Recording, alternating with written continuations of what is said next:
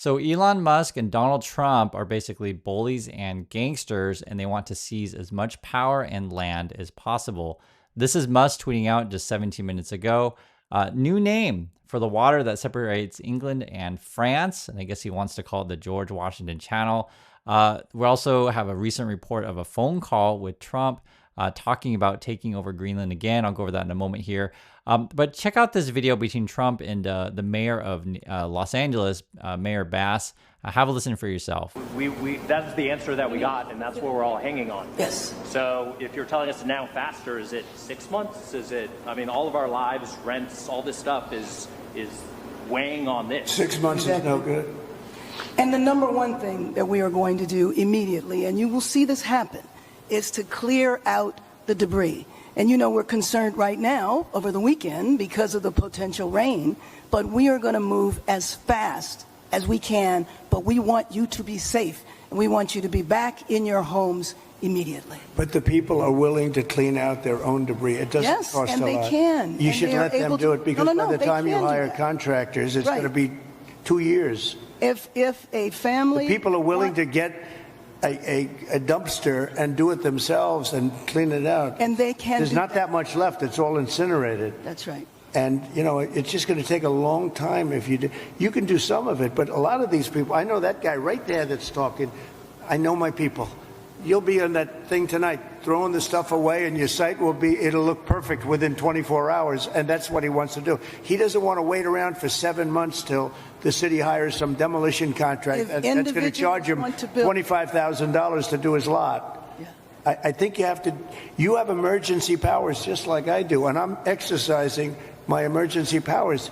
You have to exercise them also. I did exercise them. Because I looked, I mean, you have a very powerful emergency power, and you can do everything within 24 hours. Yes. And if individuals want to clear out their property, they can. Well, yes, but you know that you will be able to go back soon. Mr. President. We think within a week. That's a long time, a week. I'll be honest. To me, everyone's standing in front of their house. They want to go to work, and they're not allowed to do it. And the most important thing is for people to be safe. They're safe. They're safe. You know what? They're not safe. They're not safe now. So what did you see in this clip between Bass and Trump? I'll be curious your answer, and I'll tell you what I saw, and I'll also tell you what my wife saw. We both kind of saw similar things. My wife had some interesting point of views, saying, "Hey, isn't it kind of obvious that the mayor's concerned about people's safety?" And then Trump's just like, keeps butting in. And it was interesting. My wife pointed out that Trump sort of like tells people what they want to hear, even though he may not be able to keep those kind of promises. So, for example, she was saying, like, imagine that you're trying to help people with their homes in LA, and they're saying, like, when's my water going to come back? When's my electricity going to come back? And, as like, say, mayor or politician, you're not actually sure. I mean, you can't say, hey, we're going to have it bring back your power and water tomorrow, but that would be a total lie. However, Trump is willing to tell the total lie. He'll be like, oh, yeah, we're definitely going to bring it back tomorrow, right? And then it doesn't come, and then you're kind of ticked, and then he'll blame the Democrats. So that's one thing that my wife knows that is kind of interesting. And I mentioned my wife's point of view because one of the things that I want to point out with the Musk and the Trump, they're all about this, men do everything, men can force women, that kind of culture, which I completely reject, completely disagree with. That's not the only way for dudes to behave. And this is just part of the world that they're trying to go back to, roll back the culture set centuries. On top of that, it looks like Trump's going to want to try to take credit for as much as he possibly can. And this is just the reality. He's like getting people angry. Like there's multiple things that we could talk about with that clip. I just wanted you to see it for yourself. But I think a lot of it just shows his leadership style, etc. The thing is that's crazy is like the Trumps and the Musk, they actually think that paints him in a positive light, but people see what they want to see, I guess. Here's another example. This is actually the person who posted the clip on the tail end of it. Have a listen. Does Trump care about his legacy and how he looks? Probably.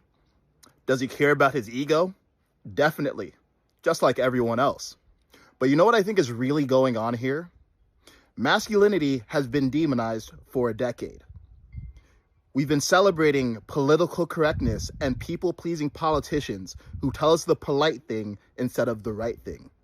So when a confident, masculine leader shows up who's more interested in doing what's good than saying what sounds good, it's so unfamiliar to us that it's triggering. So that Kaizen dude that you just saw, that's one of the accounts or people that Musk routinely interacts with on his platform. Basically, it's the same kind of stuff.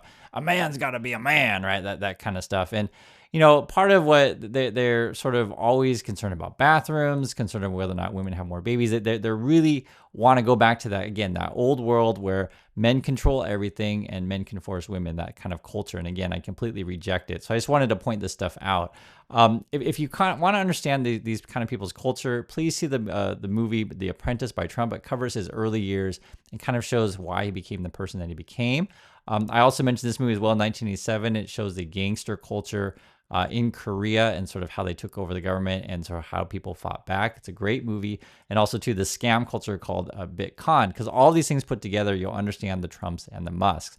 Now, you have to understand this stuff because unfortunately, they're the ones in the White House at the moment, and they're trying to do massive changes. And some people are going along with it. Some people are not. But this is something that we have to cover because it is in our faces, unfortunately. He's getting involved in, German politics. We just talked about in the last video. He retweets himself. This is 29 minutes ago, talking about basically nationalism and, attacking immigrant groups, attacking minority groups, that kind of stuff. And I want you to think about this. When these kind of people say, oh, men can only do what men do and you got to have the man's world. And then he'll be like, oh, America is going to take over everything, this kind of stuff. Like they're really, short word to say it. My wife actually pointed out, this kind of sounds like World War II culture kind of things, the things that, Japan was saying, or things that Germany was saying back in the day. And you have to understand, these people like Musk, I just wanted to point this out, he's got 3 passports: South Africa, Canada, and United States. And it's very hypocritical for him to talk about how you have to have a national identity of only one country when this dude himself has 3 passports. On top of that, there's a report which fits into sort of, like I was saying, the Trump/Musk leadership style of the men, force women, that kind of stuff. There was a phone call that just occurred. I guess it was like a long phone call, 45 minutes, between Trump and this was the Denmark prime minister. And I guess Trump really wants to take Greenland and wants to force them to. I'll read the contents and you'll kind of get a sense of what I'm talking about. So this is a description of the phone call. It says, Donald Trump insisted he was serious in his determination taking over Greenland in a fiery telephone call with Denmark's prime minister, according to senior European officials. And you have to understand, the Trumps and the Musks, they're basically spoiled children. So how do brats behave, how do bullies behave, and how do gangsters behave? This is sort of how you read this stuff. Also says here, the U.S. president spoke to Mette Frederiksen, the Danish premier, for 45 minutes last week. The White House has not commented on the call, but Frederiksen said she had emphasized that the vast Arctic island in an autonomous part of the Kingdom of Denmark was not for sale, while noting America's, quote, big interest in it, right? So she keeps saying, not for sale, not for sale. Do you guys understand what I was saying about sort of the culture of men first, women kind of thing? That's kind of that these Trump people are. 5 current and former senior European officials briefed on the call said the conversation had gone very badly. They added that Trump had been aggressive and confrontational following the Danish prime minister's comments that the island was not for sale. So basically he got angry because he couldn't get what he wanted, right? Do you understand what we're getting with this? Despite her offer of more cooperation on military bases and mineral exploitation, quote, it was horrendous. This is coming from one of the people who are familiar with the call. Quote, referring to Trump, he was very firm. It was a cold shower before. It was hard to take it seriously. Like is this guy joking? Is he serious? Talking about the Greenland stuff. But I do think it is serious and potentially very dangerous. This is, again, the kind of culture that Musk and Trump are trying to push on other people. On top of that, the 24 minutes ago, Musk is talking about, fraud and entitlement programs. Basically, they're looking for ways to cut your Social Security, cut your Medicaid. That's kind of what they're going after.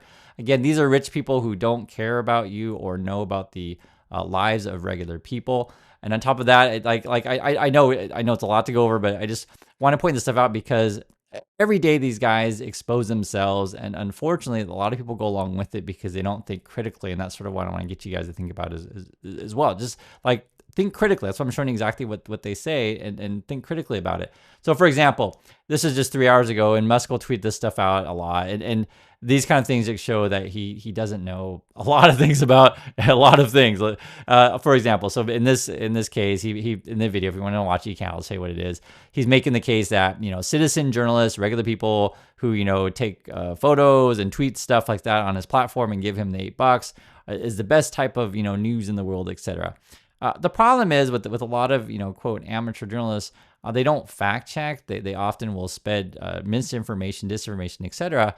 And there's a reason why people study journalism like formally, right? There's a reason why you have organizations like this to fact check each other, to carefully make sure, okay, do you have multiple sources? These kind of things. Did you check every T, check dot every I, etc. And the Musk stuff again, he it's crazy because he's in charge of a social media platform, but doesn't really understand the significance of fact checking. That's sort of what I think is sort of the problem that we have in this world. Is just too much nonsense out there.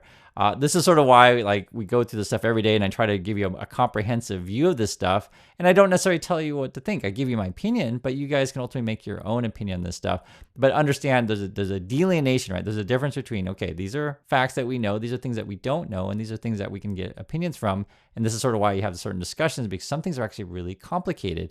But from the Musk and the Trump's point of view, things are really, really simple. Man's got to do a man's job, and women do the women's job, stay in the kitchen, that kind of thing. That's the culture that they want.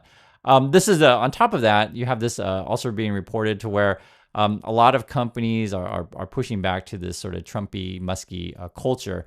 What they want is they want to, get rid of diversity in offices, these kind of things, make sure men, white men in particular, control everything. And this is some pushback from the Uber CEO. It's kind of interesting. They said here, Dara Khosrowshahi, the Uber CEO, says, "We're not going to change course," referring to the DI, diversity, equity, and inclusion programs. We think that building an employment group that is diverse, that is global, and that thinks about all aspects of business, that's positive, and that's just good business, right? So I want you to just understand, not everyone is going along necessarily with the Trumps and the Musks, but it's hard because they're the ones in the White House pushing this stuff. On top of that, they're trying to get their people in there to sort of push this kind of rhetoric. That's why I have to make these videos, to sort of point out the fallacies with the stuff. This guy, this Hegseth guy, right? He's now the Department of Defense Secretary. He came on and he got confirmed. And I think it was like a 50-50 tie. And I think JD Vance did the deciding vote to get him in. Hegseth says, "The president gave us a clear mission: achieve peace through strength.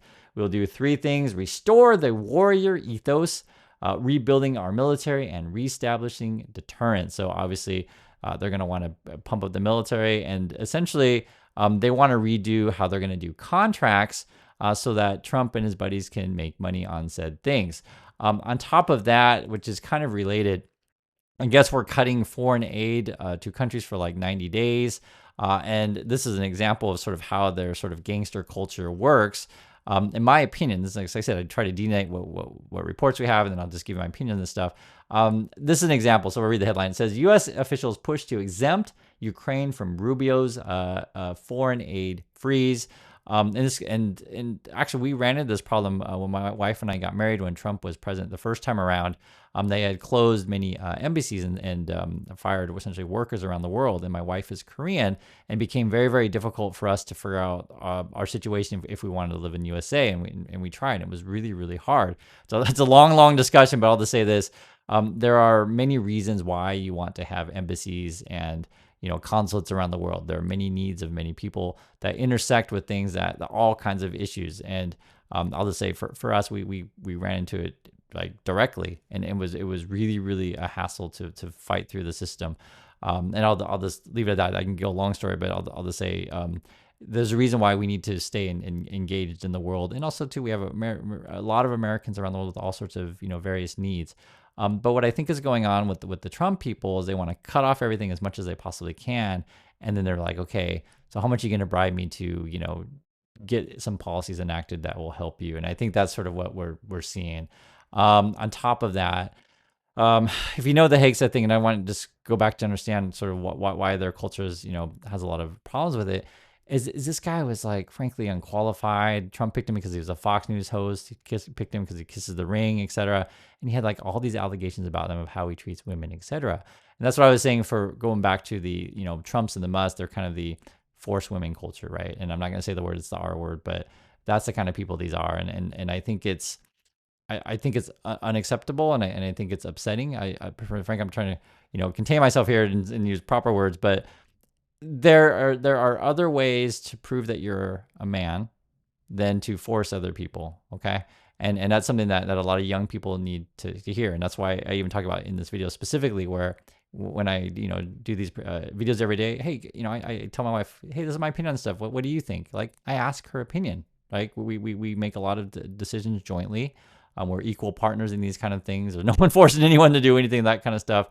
And that's sort of how I live my life. And I think you should always respect other people. So that's my point of view. And on top of that, you should respect other countries. And then so as I was saying, what we're seeing with the Trumps and the Musks, it's you can see it's just lack of respect for other people. They're spoiled children, they're bullies, and they're gangsters. So companies right now are trying to navigate this world. The reports I keep hearing is like the idea is, Trump and all these executive orders, like 100 of these things, is trying to force out all these changes as quick as they possibly can. It's extremely reckless. It makes very, very difficult for companies to plan their actions for the future. So let me give you a simple example. We'll use the car example because it's an easy one to understand.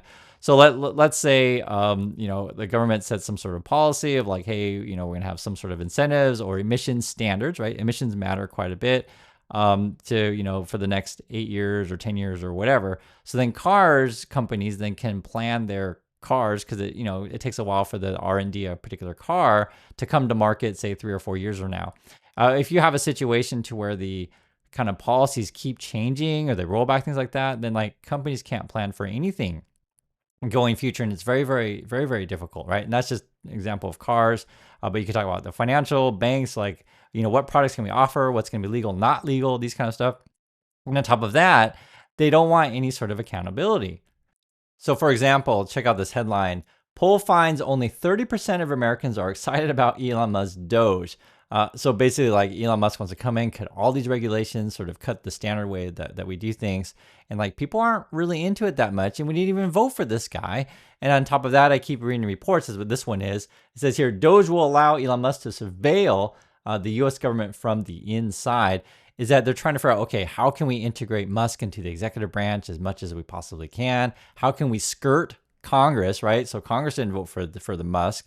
Voters, the American people, didn't vote for Musk, but then trying to figure out, okay, so how can we legally figure out how to get him in power as much as we can to cut the programs and services that you need? And again, it's all about that particular culture of forcing people to do things that they don't want to do, buy things that are not for sale, etc. So that's what we're seeing. And you're also seeing this culture of they're figuring out ways to enrich themselves as much as possible. So like, for example, Trump coin meme frenzy sparks a wave of unauthorized tokens, and you see this crazy scam culture out there. There are people calling this out, right? So they're already, I think it's Senator Warren, and there's also a representative looking into the meme coins by Trump and Melania that look to be, to be very frank, it's just a massive grift. And in my opinion, looking for ways in Trump's sort of situation to get foreign money. Again, it's all about bribes and that kind of thing. So it's a gangster bully culture. So I hope you guys understand what's going on. I want to hear your thoughts. What did you see in the Mayor Bass and Trump video? Like, what did you see? I just want to hear your opinion on this one.